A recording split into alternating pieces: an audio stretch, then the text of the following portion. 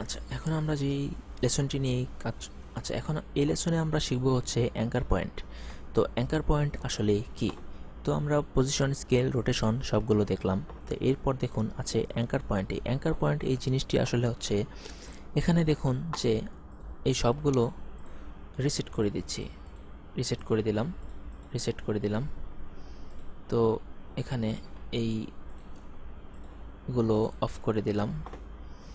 আচ্ছা, তো এই ফুটেজটি ঠিক যেভাবে ছিল সেভাবেই চলে আসলো।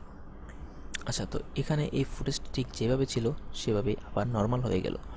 তো এখন আমরা যে কাজটি করব সেটা হচ্ছে যে এই ফুটেজটিকে আমরা এই ফুটেজের অ্যাঙ্কার পয়েন্ট কি সেটা আসলে দেখব। তো আমরা যদি এখানে এই মোশনে ক্লিক করি, দেখুন মাঝখানে একটি পয়েন্ট দেখা যাচ্ছে গোল, এটাই হচ্ছে আসলে অ্যাঙ্কার পয়েন্ট। তো মাঝখানে যদি এখানে আমি মাউসটি নেই, দেখুন একটি অ্যাঙ্কার পয়েন্টের মতো মাউসের সাথে একটি অ্যাঙ্কার পয়েন্ট শো করছে। তো এটাকে যদি আমরা এভাবে ধরে মুভমেন্ট করাই, যেখানে ইচ্ছা সেখানে রাখতে পারবো। আচ্ছা, এই অ্যাঙ্কার পয়েন্টটি কীভাবে কাজ করে? তো এটাকে যদি আমরা এই কর্নারে রাখি বা ধরুন এখানে রাখলাম, এর মানে আসলে কি, এটা কি হচ্ছে? তো এখন দেখুন আমরা যদি এই স্কেলটাকে কমাই, তার মানে এই অ্যাঙ্কার পয়েন্টটাকে কেন্দ্র করে সে এই ভিডিওটিকে ছোট এবং বড় করছে। এবং আমরা যদি এটাকে কেন্দ্র করে রোটেশন করি, দেখুন এটাকে কেন্দ্র করে সে ভিডিওটিকে রোটেট করছে। আমরা চাইলে এই অ্যাঙ্কার পয়েন্ট, রোটেট, এই সবগুলোকে কিফ্রেম করতে পারি। তো আপনি কিফ্রেম করে করে দেখবেন যে আসলে এই ভিডিওটি কিভাবে কাজ করছে। তো একটি জিনিস দেখুন যে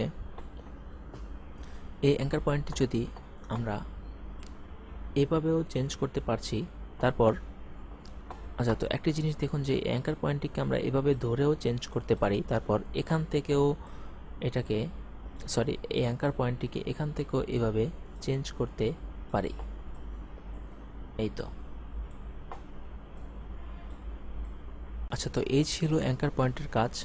আর আপনারা প্র্যাকটিস করবেন বেশি বেশি, এগুলো কিফ্রেম করে দেখবেন অ্যাঙ্কার পয়েন্ট, এগুলোকে কিফ্রেম করে দেখবেন যে আসলে কোনটা কিভাবে কাজ করছে। আচ্ছা, আমি একবার অ্যাঙ্কার পয়েন্টটিকে কিফ্রেম করে দেখাচ্ছি।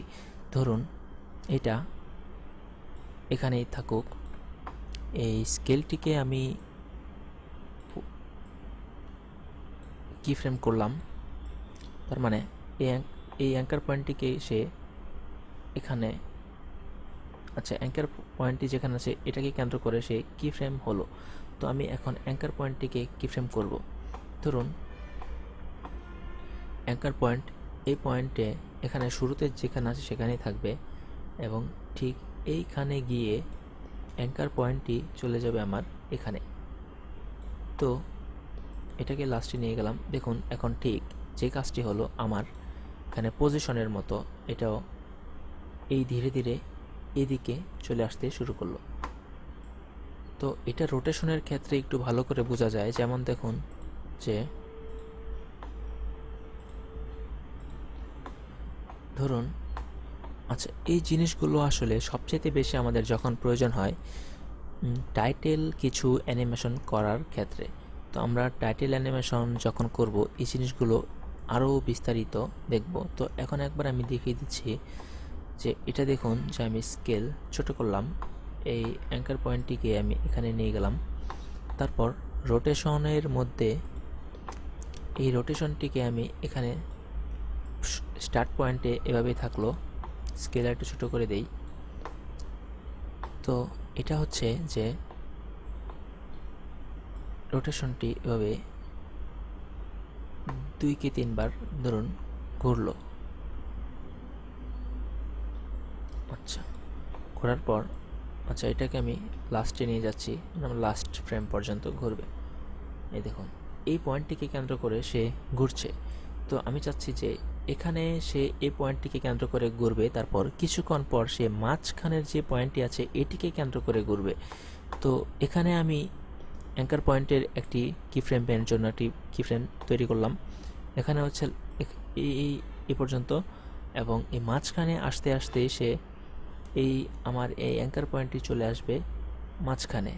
তো দেখুন এখন যে কাজটি হয়, এই তো প্রথম মাঝখান থেকে শুরু করলো, ধীরে ধীরে সে মাঝখানে কেন্দ্র করে ঘোরা শুরু করলো। তো এভাবেই আসলে অ্যাঙ্কার পয়েন্ট কি ফ্রেম করবেন এবং কাজ করবেন। তো এগুলো অফ করে দিচ্ছি, রিসেট করে দিচ্ছি আমার ভিডিওটিকে। তো এই ছিল অ্যাঙ্কার পয়েন্টের কাজ। আপনারা বেশি বেশি প্র্যাকটিস করবেন এবং শিখতে থাকুন। পরবর্তী লেসন দেখতে সঙ্গেই থাকুন। ধন্যবাদ।